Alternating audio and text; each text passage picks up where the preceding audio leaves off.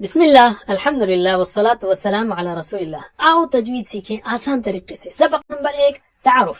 پہلے ہم وضاحت کر دیں کہ یہ کورس خاص طور پر ان لوگوں کے لیے ہے جو یہ تو جانتے ہیں کہ قرآن کو کیسے پڑھنا ہے لیکن اسے پڑھنے کا صحیح طریقہ یعنی تجوید کے ساتھ پڑھنا نہیں جانتے.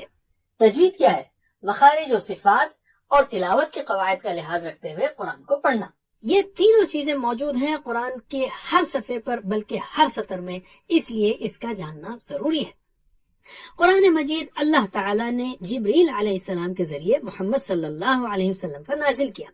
تو آئیے ہم بھی اسی طرح قرآن کو پڑھنے کی کوشش کریں جس طرح حضرت محمد صلی اللہ علیہ وسلم نے پڑھا ہے. تجوید سے ہم یہ کام کر سکتے ہیں انشاءاللہ.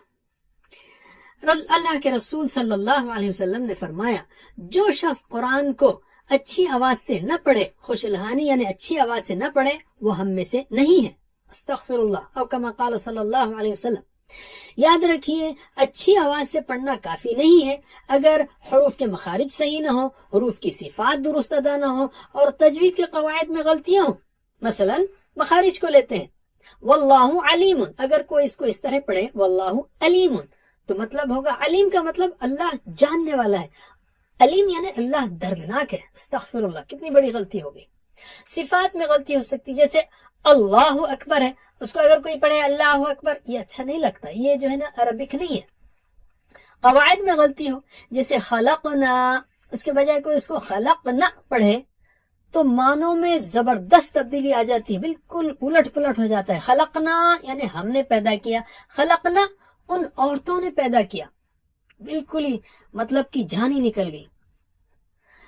تلاوت کے دوران ہم سے غلطیاں اس لیے ہوتی ہیں کہ ہم نے اسے صحیح طریقے سے نہیں سیکھا یا نہیں سکھایا گیا، اور مادری زبان جیسے اردو کا اثر ہے اس میں، یا تجوید کا پتہ ہی نہیں چل سکا یا سیکھا ہی نہیں. تو ہمارے اس کورس کے مقاصد ہیں قرآن مجید کو تجوید کے ساتھ پڑھنے میں آپ کی مدد کرنا، تجوید کے بنیادی قواعد ان کی اہمیت کو بتاتے ہوئے سکھانا، ساتھ ہی یہ بتانے کی کوشش کرنا کہ یہ قواعد کیوں اہم ہیں، اور بار بار آنے والے الفاظ کے ذریعے ان قواعد کی مشق کرنا. سارے اسباق میں ہم 350 الفاظ کی مشق کریں گے جو قرآن کریم میں تقریباً 40,000 بار آتے ہیں، کم و بیش 50%. قرآن مجید کی درست طریقے پر تلاوت کرنے کے بعد آپ کو خود ایک خوشی ہوگی اور پڑھنے کا مزہ آئے گا، اس لیے کہ آپ اللہ کے کرام سے قریب تر ہوتے رہیں گے. کیا تجوید اتنے کم وقت میں سیکھنا ممکن ہے؟ یاد رکھیے کہ تجوید میں مہارت کے لیے تو کافی وقت لگتا ہے، لیکن ہمارے اس کورس کے ذریعے آپ تجوید کی بنیاد سے، فنڈامنٹل سے واقف ہوں گے، اہم اصولوں کو جان لیں گے اور ان کو عمل میں لانے کے سادے اور مؤثر طریقے سیکھیں گے انشاءاللہ. تو یہ بہت ہی آسان، سادہ اور مختصر کورس ہے. صرف 3 سے 5 منٹ کے اسباق کے ذریعے ہم اس کو مکمل کریں گے. تو شیطان کو ہرگز یہ کہنے کا موقع نہ دیجیے کہ آپ مشغول ہیں.